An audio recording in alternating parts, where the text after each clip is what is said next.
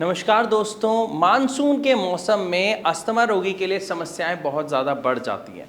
ऐसा क्यों होता है? क्योंकि हवा में नमी के साथ साथ बहुत सारे ऐसे कण बढ़ जाते हैं, बैक्टीरिया बढ़ जाता है, इन्फेक्शन वाले तत्व बढ़ जाते हैं, जिसकी वजह से अस्थमा अटैक आने के चांसेस बहुत ज़्यादा बढ़ जाते हैं।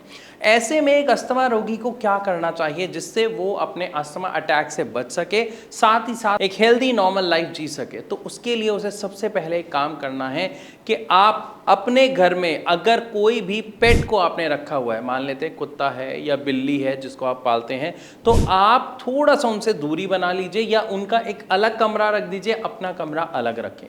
क्योंकि उनके बाल जब टूटते हैं और वो गिरते हैं तो वो हवा के द्वारा सांस के साथ साथ अंदर जाने का खतरा बढ़ जाता है, जिससे अस्थमा रोगी की समस्या बहुत ज़्यादा बढ़ने का खतरा हो जाता है।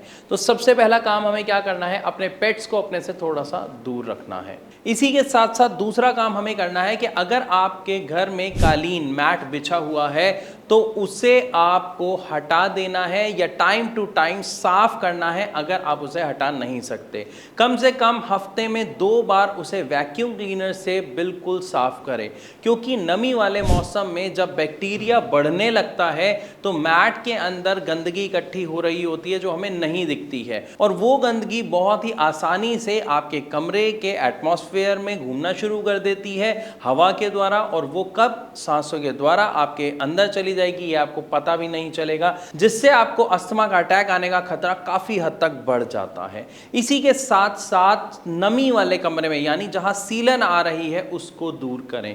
एक चीज और, अगर ऐसा कोई कमरा है तो कोशिश करें कि उसके खिड़की दरवाजे खुले रखें जब धूप आती है, ताकि वो सीलन हट सके।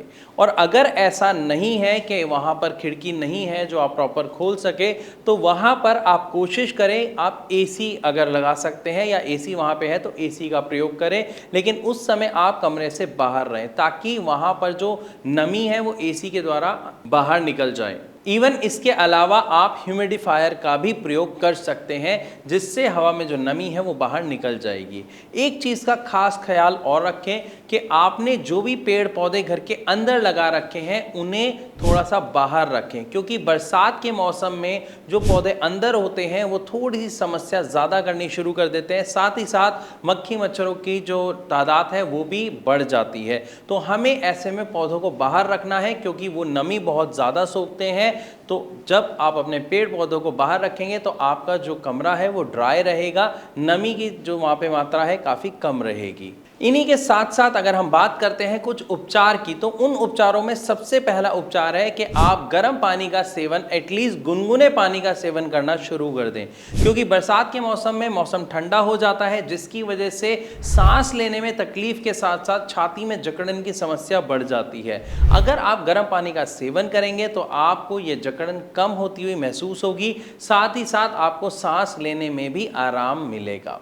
इसी के साथ दूसरा उपचार आपको क्या करना है, आपको पानी के अंदर थोड़ा सा जीरा डालना है और उसे उबालना है। जब वो पानी उबलने लगे तो आपको उस पानी की भाप लेनी है, खास तौर पर रात को सोने से पहले। उस भाप से आपको बहुत फायदा मिलेगा, क्योंकि जीरे के अंदर जितने भी गुण हैं वो भाप के द्वारा आपके अंदर जाएंगे, यानी आपके एयरवेज के साथ जाएंगे, जिसकी वजह से आपके एयरवेज में जो इन्फ्लामेशन हो रखी है वो शांत होगी, साथ ही साथ जो म्यूकस का एक्स्ट्रा प्रोडक्शन हो रहा है वो भी बाहर निकलेगा, जिससे आपको रिजल्ट में क्या देखने को मिलेगा कि आप इजीली सांस ले पा रहे हैं। बढ़ते हैं अगले नुस्खे की तरफ। आपको रात को 2 अंजीर एक बर्तन में पानी में भिगो के रख देनी है। सुबह खाली पेट उठ के उस अंजीर का सेवन करना है। ये अंजीर आपके इम्यूनिटी को बहुत स्ट्रांग बनाती है और बैलेंस होने में बहुत हेल्प करती है।